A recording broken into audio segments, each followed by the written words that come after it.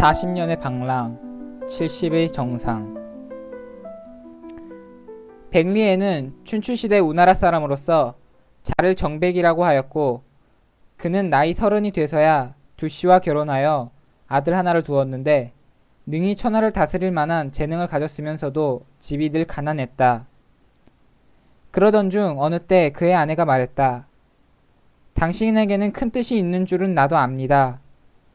또 당신에게는 그럴 만한 능력도 있으니 어서 집을 떠나세요. 집안은 제가 어떻게 해서든 건사해 보겠습니다. 그들에게는 가축이라고는 닭 한 마리가 있을 뿐이었는데 두씨는 전 재산이나 다름없는 닭을 잡아 마지막 남은 좁쌀로 밥을 지어 떠나는 남편에게 대접했다.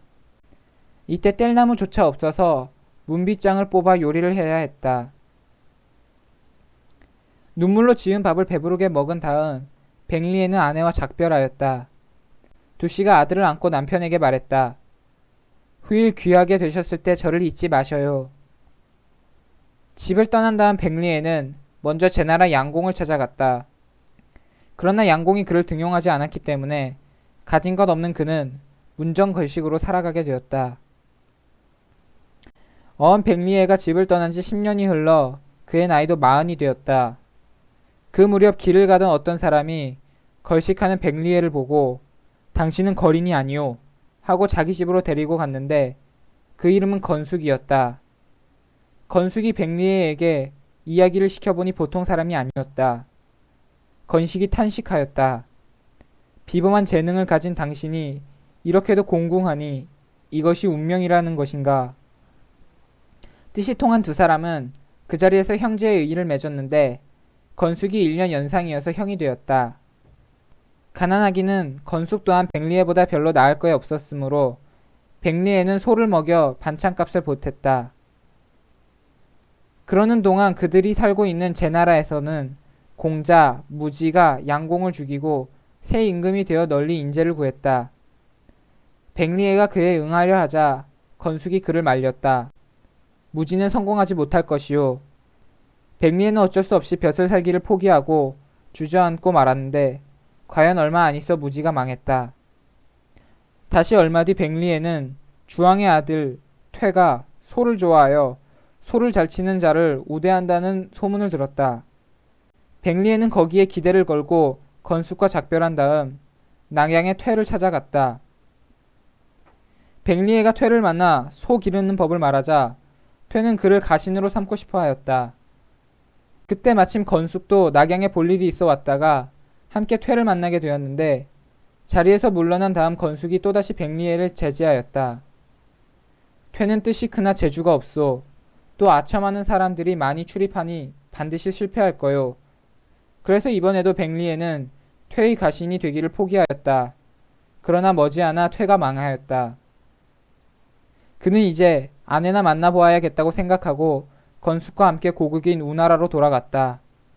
그러나 고향에 가보니 아내 두씨와 두 아들은 가난에 시달리던 끝에 어디론가 떠나버리고 없었다. 백리에는 처자도 건사하지 못하고 출세도 하지 못한 자신의 처지를 생각하고 비감에 젖었다. 우나라에는 건숙의 옛 친구인 궁지기가 살고 있었다.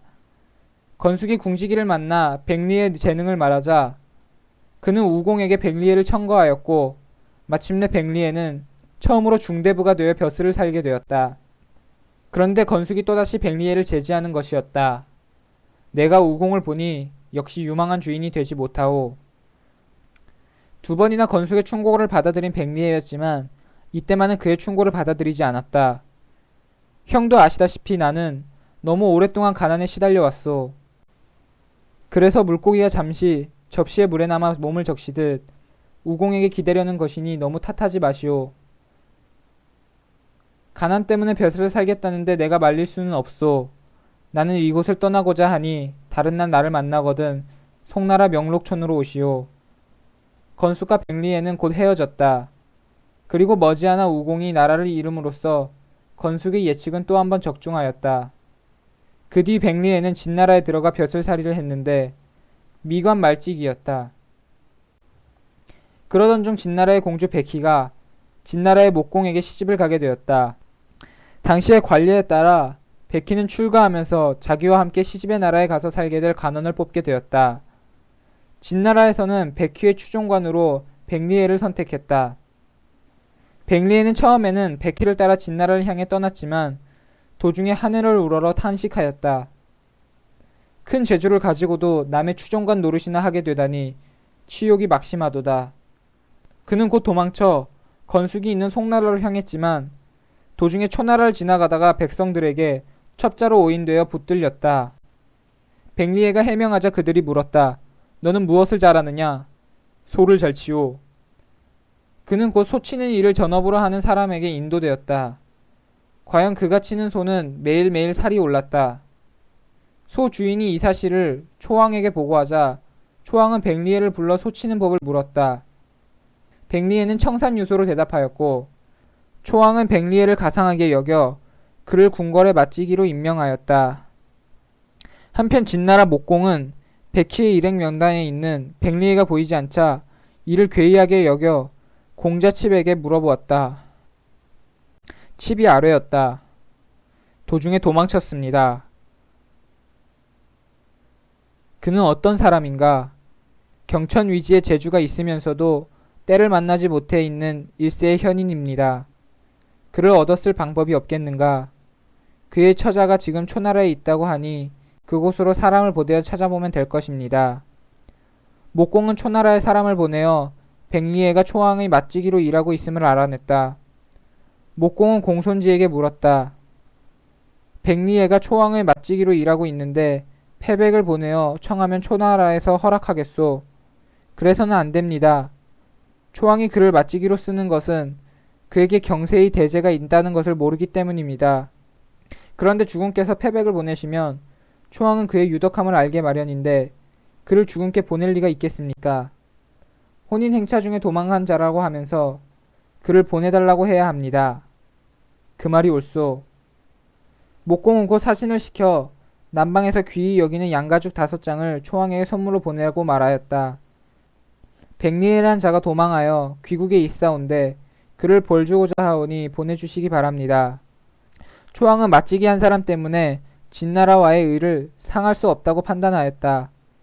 그래서 백리해를 수레에 가두어 진나라 사신에게 넘겼는데 이 때문에 백리해는 훗날 양가죽 5장에 초대된 인물이라는 뜻에서 고오대부라는 별칭을 얻게 되었다. 백리해가 잡혀갈 때 초나라 사람들은 진나라로 가면 그가 처형될 것이라고 생각하여 울며 작별하였다. 그러나 백리해는 웃으며 말하였다. 내가 들으니 진구는 뜻이 큰 분이라 한다. 그런 분이 도망간 종에 불과한 나를 초나라까지 사람을 보내어 직접 잡아가겠는가. 그분은 나를 등용하시려는 것이 분명하다. 이번 길에는 내 앞에 부귀가 기다린다. 무엇 때문에 울겠는가. 백리해가 진나라 국경에 도착하자 목공은 교회까지 사신을 보내어 맞았다. 목공이 먼저 물었다. 나이가 얼마나 되었소? 70이옵니다. 목공이 탄식하였다. 아깝구려. 너무 늙었소 그려. 그러나 백리해가 말했다. 신을 시켜 나는 새를 잡거나 달리는 짐승을 얽으라고 하신다면 물론 신은 너무 늙었습니다. 그러나 신으로 하여금 나라 일을 꾀하라고 하신다면 오히려 젊다고 해야 합니다. 옛날 태공망 여상은 나이 80의 문왕을 따라가 마침내 주나라를 일으켰습니다. 신은 여상에 비하면 오히려 10년이나 젊습니다. 목공이 그 뜻을 장하게 여겨 자세를 고쳐 잡으며 나라를 다스리는 계책을 물었는데 그 대답이 분명하고 깊었다. 목공은 자기도 모르게 자리에서 벌떡 일어나 내가 정백을 얻은 것은 제환공이 중부를 얻는 것과 같도다 하고 찬탄하였다. 이로부터 목공은 사흘 동안 백리해와 국가의 대소사에 대한 의견을 들었는데 그 뜻이 모두 일치하였으므로 목공은 그를 상경으로 삼아 국사를 맡기를 하였다. 백리해가 사양하며 말하였다. 신의 재주는 건숙만 못합니다. 그는 신에 비해 10배의 재주를 가졌으니 주공께서 나라를 잘 다스리시려면 그를 부르십시오. 신은 그를 보좌하는 것으로 만족하겠습니다. 나는 그대의 이름은 익히 들었지만 건숙의 이름을 들은 적은 없소.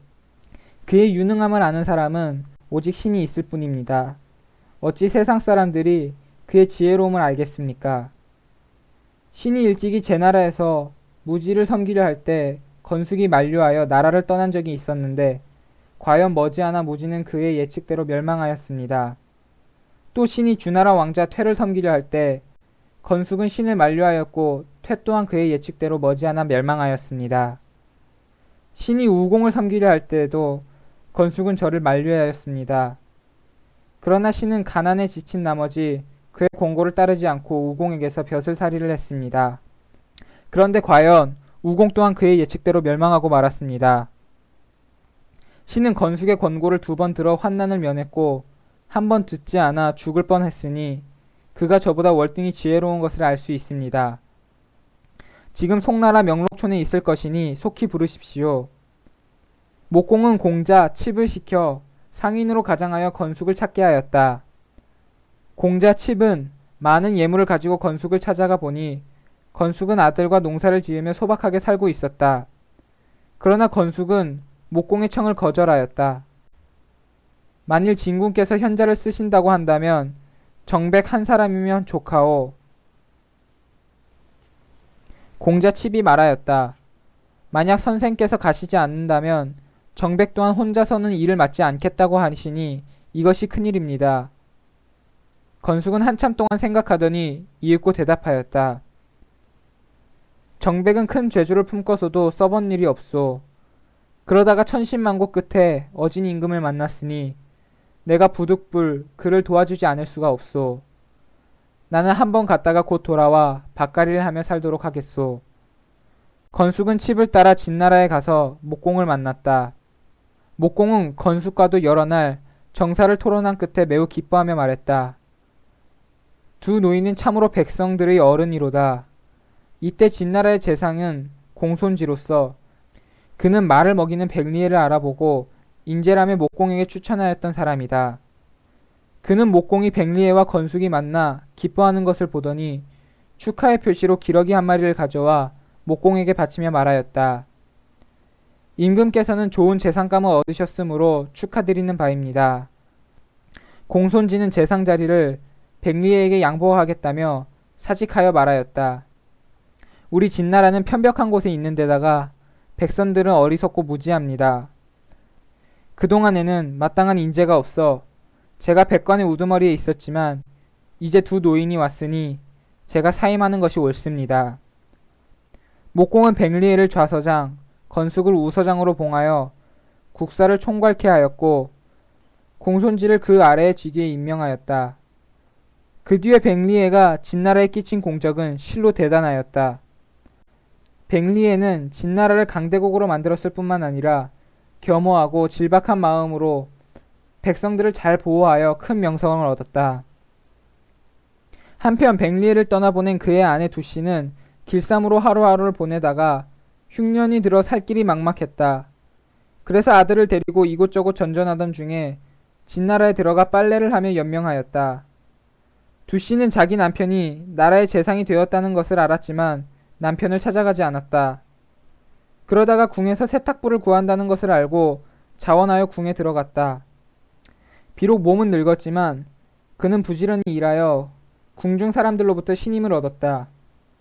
어느 날 백리애가 궁내에서 잔치를 열었다. 그는 당상에 앉아 당하에 있는 악인들이 연주하는 음악을 들으며 음식을 먹고 있었다. 그때 두씨가 궁중 하인에게 말하였다.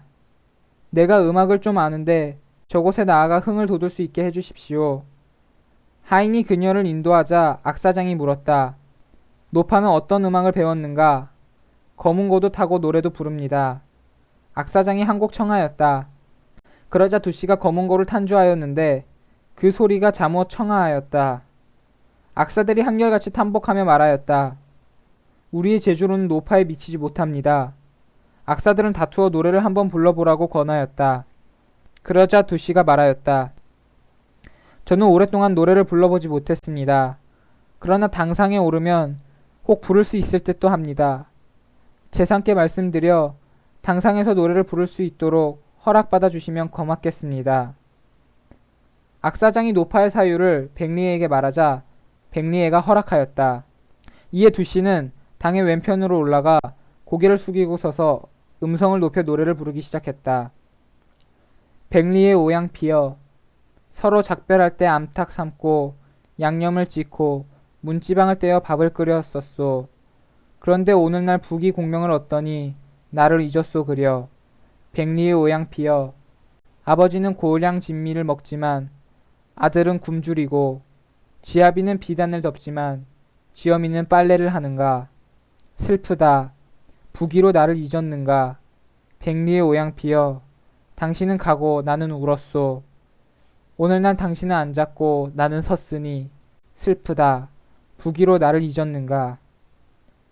백리에는 노래를 듣고 깜짝 놀라 살펴보니 아내가 분명하였다. 두 사람은 서로 부둥켜 안고 통곡하였고 백리에는 곧 사람을 시켜 아들을 불러들였다. 실로 40년 만의 만남이었다. 목공은 백리에가 가족을 만났다는 것을 알고 좁쌀 천종과 금백 한 수레를 선물로 보내는 한편 백리에의 아들 백리씨를 장군에 임명하였다.